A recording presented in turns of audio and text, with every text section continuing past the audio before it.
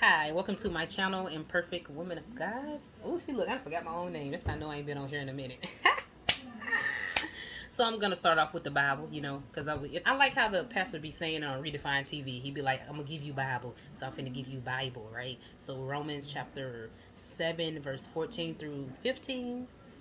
We know that the law is spiritual, but I am unspiritual, sold as a slave to sin. Yep, you're definitely right. Verse 15. I do not understand what I do, for what I want to do, I do not do, but what I hate, I do. So, yep, this is very relatable to me. Today's random thoughts. So like basically a day ago, yeah, a day ago, I had fornicated with somebody, which means have sex, and you are not married. Because I have to break down stuff in simpler terms. And now I just feel crappy. And then it's like a deep sadness in my soul. I don't know how to explain it. Like, I guess people, you'll understand. I guess y'all can comment and understand what I'm talking about. It's like a spiritual within the soul thing. I don't know how to explain it. It's like a deep sadness up in there because I feel extremely disappointed. And I know people saying I'm very hard on myself, but it's like up in there. It's like I can't shake that junk off. And then somebody told me that people of God tend to grieve after they sin. Like you'll tend to grieve, and then like the the day of, like when I came home, the day of, I was like weeping and kind of crying. Like you will swear to God somebody died or something. You would have swear if somebody physically would have seen how I was acting yesterday. You would have swear to God somebody died. That's how crazy I was acting. Like so, it was. I don't know why I'm laughing. Oh, Lord, it's so bad. No, I'm just trying to be happy for a moment because it's like within my soul I'm still sad. So I'm trying to like be my happy self if that makes sense. So I'm trying to like, yeah, that's pretty much how I deal with it. And then it's like he was swear to God somebody was dying the day before, like day after.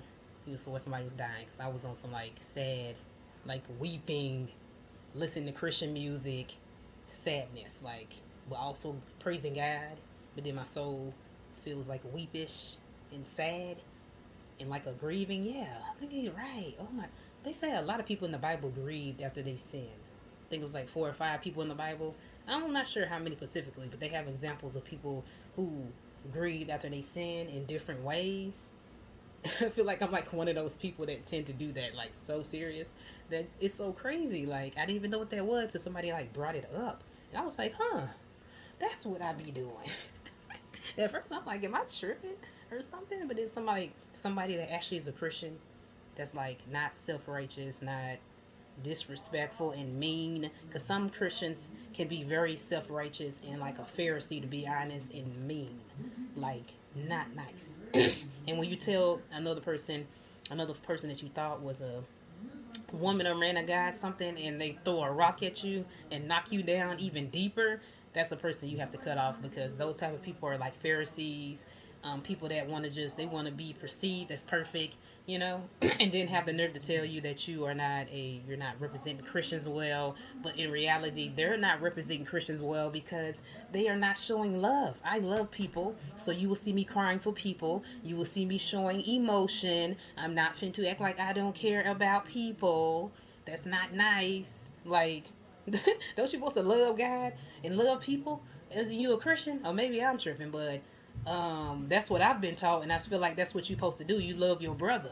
That's like that's the commandments. That's the law. That's the real life. Like you're supposed to love one another. I feel like some people that say they serve God, y'all don't really be loving people, and y'all need to ask God to soften your heart and so that you can start to love people because you're not showing love. You're not being lovable. Like you're not.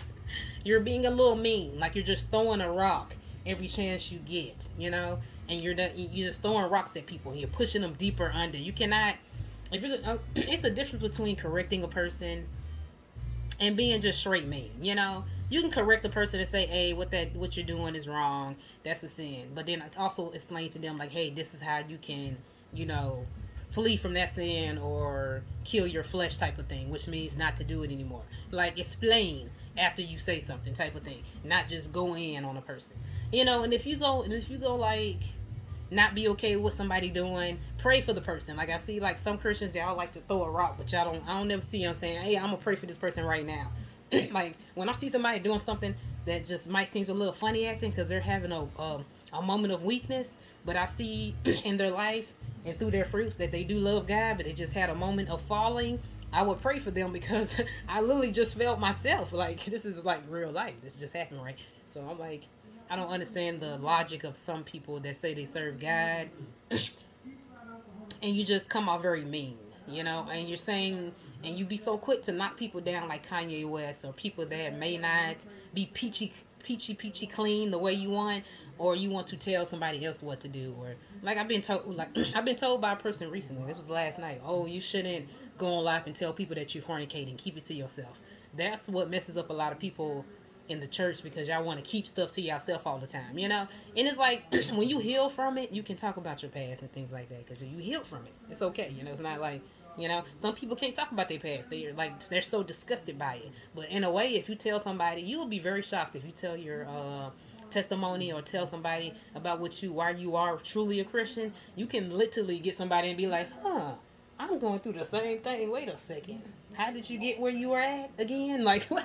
Like, you can legit, in a way, get someone saved without even realizing it if you just be your authentic self and stop faking it. That's why I like Marcus Rogers. That's why I like Michael Tide. That's why I like Redefine TV. I like all these people because they're so authentic and real, and I see them and they're just authentic. They self. Like Michael Tide, he tell you he had a fornication problem. Marcus Rogers, he tells you he didn't know how to love a woman. He has, like they telling you straight up. There's no hiding. And then people try to use that against you, like, oh, you got all these kids and oh, you used to run these streets. Like they like to throw it back at you, but you can't throw nothing back at me. When I've owned up to what I've done. You can't, and it's like people get mad because they can't do that to me. You can't come to me and tell me about myself when I already know about myself. You can't tell me I'm a fornicator when I'm really aware of what's going on with me. You can't tell me something that I already know. So that's all I gotta say, and that's my random thoughts. And have a blessed day. And comment in the comment section. And I also, see, look, I gotta make another video. No, I'm gonna add it on there. I also be on Bigo. I also go on Bigo, Bigo, and my name is Church Lady, and I'm put it on my in my description box so you can see what my name is under my video. Once you tap it, that description box under the video, it will show my Bigo name, and I go live on Bigo and I praise God and I worship, so you can see me more on a deeper level. Like you can see me how I really am, how I really act for real. Like I act the same on YouTube, but I act the same on live also. But when I get comfortable, myself really does come out. Like it really comes out. You really see who I am. Like it's no hiding. So I do go live. That's what I've been doing for the past months, going live on Meet Me, going just live. When I mean going live, talking to random people about God, just being my authentic self, talking to whatever that comes out my soul, like for real, and just being just honest and authentic. I feel like too many fake Christians. We need more realness. Like Marcus Rogers said, we don't need that little fakeness. We need some hot on fire Christians, some that's gonna own up to what they done, some that's not gonna be like acting like it's okay. Like I ain't gonna lie, some sins we have done in life we are ashamed of and don't want to speak of because it's so bad. That's understandable. But when you heal and you become who you are and you recognize why you were in that place, you can be able to tell your testimony without, I wouldn't say feeling ashamed, but yeah, in a way, yeah. You understand why you did those bad things, so it doesn't hit you like it used to. So yeah, so that's why it's so easy for me to tell my testimony, because I've healed from it. So you have to heal from it in order to talk about your testimony and where you've been. So that's all I gotta say, and have a blessed day. And I'm gonna post some more videos about, because I'm still studying the whole Bible, so I'm gonna start posting more videos of the Bible. Each chapter of the Bible, I have the summaries. I'm gonna start posting again about that too also. So have a blessed day.